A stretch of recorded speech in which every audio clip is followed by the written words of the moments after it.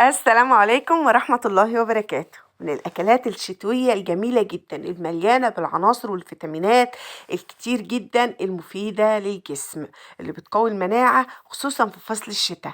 طبعا سعره في متناول الجميع. النهاردة هنعمله بطريقة مميزة وهقولك ازاي تحافظي على شكله متماسك كده، على قيمته الغذائية تكون كمان بعد ما سويتيه عالية وشكله جميل في التقديم زي اللي قدامك ده. شايفة الجمال؟ الطبق خطير جدا وبيتكلم لوحده.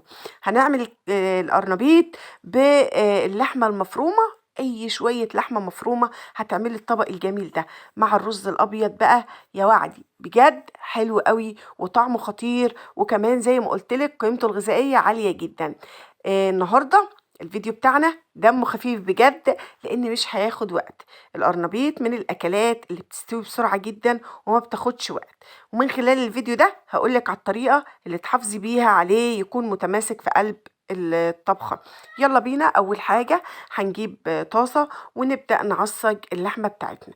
انا هنا استخدمت زيت، معلقتين زيت، وفرمت بصلة كبيرة في الكبة، وهنشوح البصلة ديت لغايه ما تبدا ريحتها بس تطلع معايا. عايزه تبداي باللحمه المفرومه وبعد كده عليها البصله براحتك، عايزه تنزلي باللحمه وبالبصل الاول وعليها اللحمه برضو اللي يريحك. الطريقتين عادي والطريقتين ينفعوا ويعني يدونا النتيجه اللي احنا عايزينها.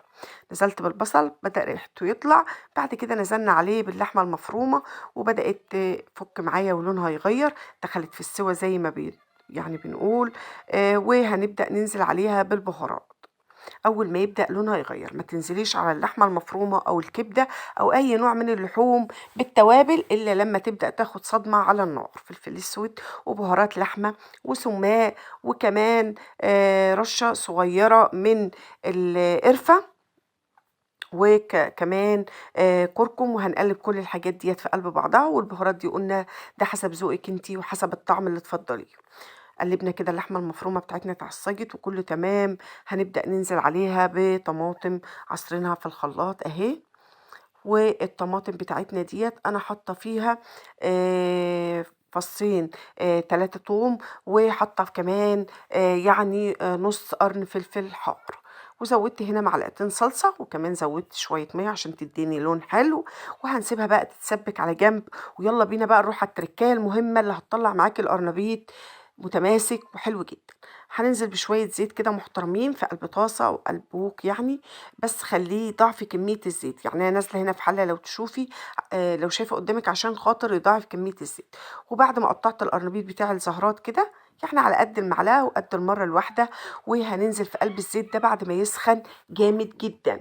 الحركة دي لازمتها ايه يا فاطمة؟ الحركة دي بتفرق معانا جدا في ان القرنبيط يكون متماسك، مش مهري في قلب الاكل او في قلب التسبيكة. لا، الزهرة هتكون متماسكة معاكي والنتيجة بجد يعني هتبسطك. اديله لون وتشويحة حلوة لغاية ما تصدميه كده ويبدأ ياخد لون ذهبي حلو. هنا الكاميرا ظلماه، هو بياخد لون اصفر كده، لون ذهبي.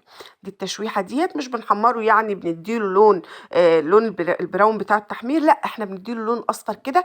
نتأكد ان الانسجة بتاعة القرنبيط كلها اتصدمت فقفلت.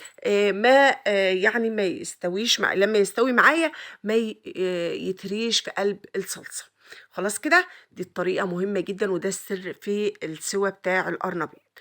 هننزل بقى بيه. هنا عندي الصلصة باللحمة المفرومة اتسبكت، هننزل بالقرنبيط بتاعنا ونبدأ نظبط الملح على حسب الكمية الموجودة عندك. وهياخد يعني بصي من تلت ساعة لنص ساعة بالكتير قوي وهيكون مستوي زي الفل. زودت هنا الملح وكمان هزود شوية فلفل اسود. ويلا بينا على طول نقدم القرنبيط بتاعنا طبعا مع الرز الابيض. عايزة اقولك الطبخة ديت يعني طبخة انا بعشقها بجد، والولاد بيحبوا القرنبيط بالطريقة دي اكتر كمان لما يكون متحمر في البيض والبقسماط. شايفة حلوة جدا وتدفي في الشتاء، وزي ما قلت لك عناصرها الغذائية حلوة جدا. كتروا من الخضار بقى عشان ربنا يعافينا ويعافيكم من نزلات البرد والحاجات ديت، يعني يقوي المناعة بتاعة الجسم. شايفة الزهرة قدامك متماسكة جدا، يعني هنا بقى الفيديو خير دليل قدامك. الزهرة متماسكة وكمان مستوية، يعني متماسكة وفي نفس الوقت مستوية وحلوة جدا وطعمها حلو، مش مهرية أبدًا ما تسلقيش القرنبيط قبل ما تحطيه في الصلصة أو تحطيه بحاله كده، إن الطريقتين مش هيدوكِ يعني أحسن حاجة، لكن دي أفضل طريقة لعمل القرنبيط، إنِّك تدّي له صدمة في قلب الزيت ولون كده، ده اللي هيحافظ على القرنبيط متماسك في قلب الصلصة لمّا تيجي تسويه. شايفة الجمال؟ وده الرز المصري بتاعنا العادي، عاملينه مفلفل جدًا وعملناه كذا مرّة وقُلنا إزاي يتعمل، ولو عايزة الطريقة تاني اكتبي لي وأنا إن شاء الله أقول لِك عليها. وطبعًا الكلام بتاعي ده للناس المبتدئات الجميلات اللي لسه بادئين يدخلوا المطابخ. تعالي بقى ندوق العظمة اللي إحنا عملناها ديّة. شايفة الجمال؟ خطير جدًا ومستوي وحلو أوي، وشوية اللحمة المفرومة دول فرقوا فعلًا في الطعم. ما عندكيش على فكرة اعمليه من غير لحمة مفرومة بيكون طعمه حلو، حطي له معلقة دهن لو عندِك برضه بتدّيها طعم حلو.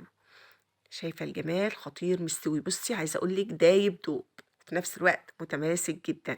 إيه رأيِك بقى في الفيديو بتاعنا الجميل ده؟ لو